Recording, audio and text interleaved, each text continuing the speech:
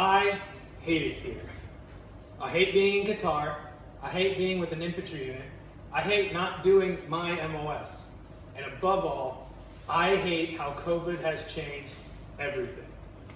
From closing the gym down, the bar, and canceling all MWR events, to having to wear this stupid mask every time I step outside of my room. I miss my wife, my son, who I only got to spend 10 days with before I had to come here. I hate watching him grow behind the phone screen. But every day, I lace up my boots, put on my jacket, grab my mask, reluctantly, and go to work. Because I know that every day that I do that is one day closer to being home and being with my wife and son again. To me, that's resiliency. Being able to find the positives and apply them in a negative situation by never giving up and always moving forward. Good morning, my name is Corporal Slaney and welcome to today's briefing. The overall classification for this brief is unclassified. I'd like to acknowledge Staff Sergeant Ryder and Staff Sergeant Short Friday for being present during this brief today.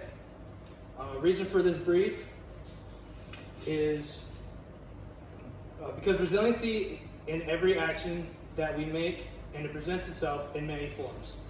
Today, we are going to identify and recognize certain traits that make an individual resilient, and how one person's resiliency can affect your squad and your leadership. Here's a quick agenda for the brief. We're going to be talking about how a squad's resiliency depends on personal resiliency, how to become more of a resilient individual, and how an individual's resiliency skills impact those around you, seniors and peers alike. My first topic is personal resiliency. Personal resiliency is essential because it provides a foundation that an individual builds off of to develop and create different styles of resiliency. But I ask, what makes an individual resilient?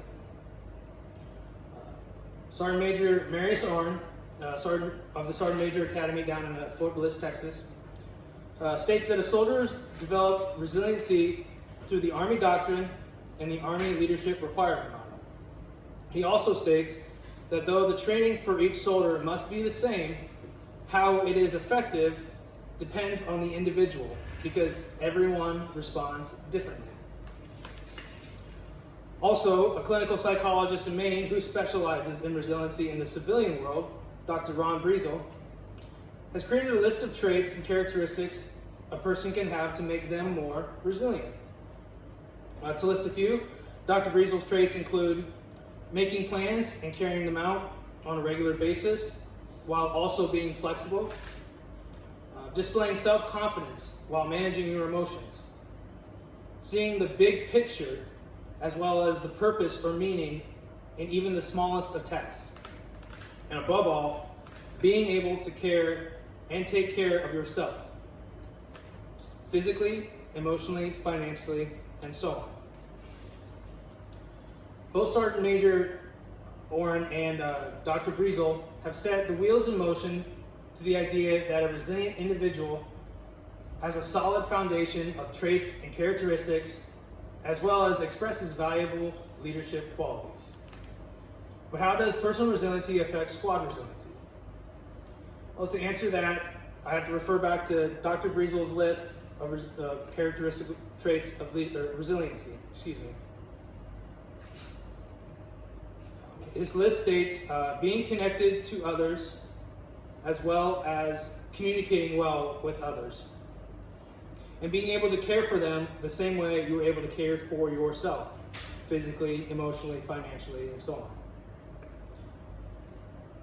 Personal resiliency doesn't just encourage others to be resilient, it depends on others' individuals' ability to be resilient itself. Being connected to others helps identify strengths and weaknesses between both individuals and giving them the opportunity to help improve upon their own traits and characteristics. This indirectly helps build relationships, even friendships, that are crucial in squad resiliency. I'm sure you've all heard the term, attitude is contagious. And if you haven't, you will today. The same rules apply to resiliency. Your resiliency challenges others to rise to the occasion and match your enthusiasm, or even demand you to rise to theirs. But also, they have the power to decrease if not practiced effectively. Admiral William McRaven, a naval officer who participated in the successful operation of killing Osama bin Laden in 2011, spoke at a graduation ceremony at his alma mater, the University of Texas, back in 2014. His speech was named Make Your Bed, and if you haven't heard this speech, I highly encourage you to do so.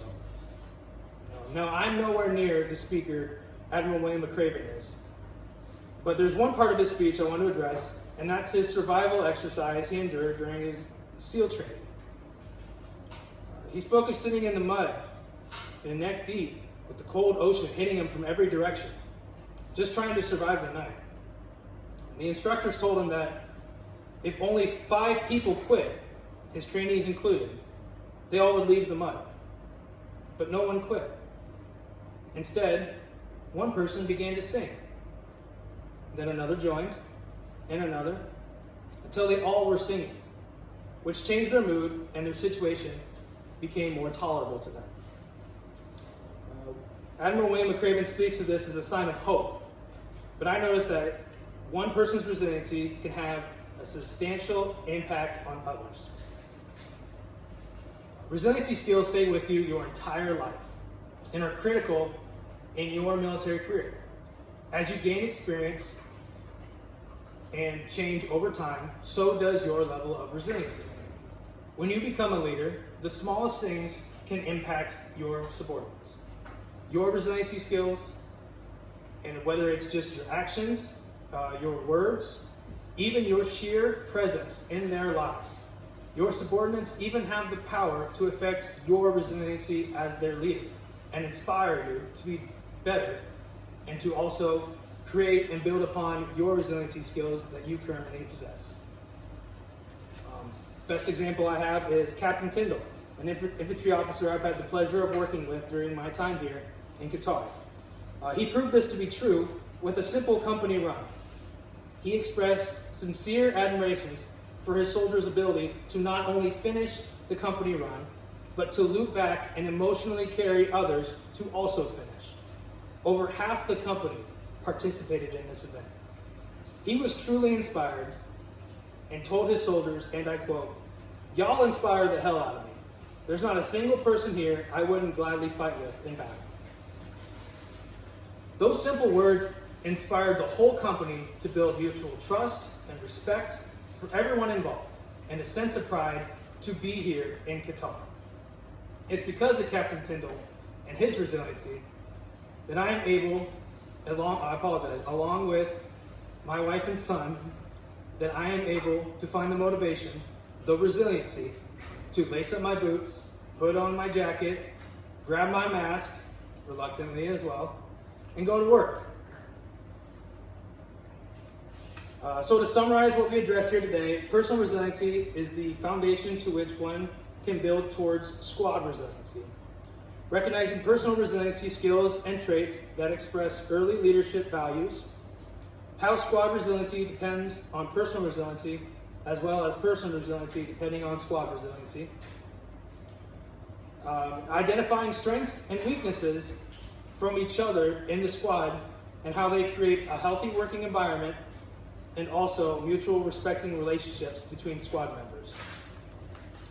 Also, that effective leaders play an essential role in their subordinates' resiliency skills, and they have the opportunity not only to teach and mentor their subordinates on being resilient, but also learning from their subordinates and being inspired by them to be better leaders.